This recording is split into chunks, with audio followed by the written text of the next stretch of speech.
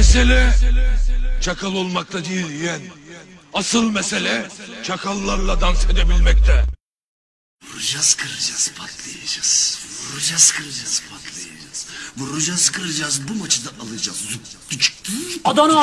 Adana merkez patlıyor herkes. Şekeri atan kopmalı kaçıyor son ses. Bugü vallahi hadi bu ciğaramız enfes. Boş kafayla yaptın lan ses kes. Adana merkez patlıyor herkes. Şekeri atan kopmalı kaçıyor son ses. Bugü vallahi hadi bu ciğaramız enfes. Boş kafayla yaptın lan ses kes. Ramo armanız hadi çöz bize bomba. Tekine torbacıya veririz sonra. O işler öyle olmuyor usta. Tekrar yok isyan gidik vizyonda. Kalk kardeş 3-5 bir şey yapar. Rüyamda gördüm şu bankayı soya. Gittiğimiz gibi direkt paket ola. Nezarette yine mevzu çıkarta.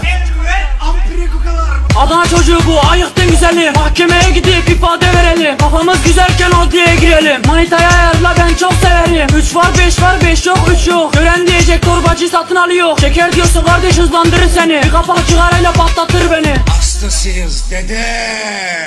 Lokman, ver oğlum müziği.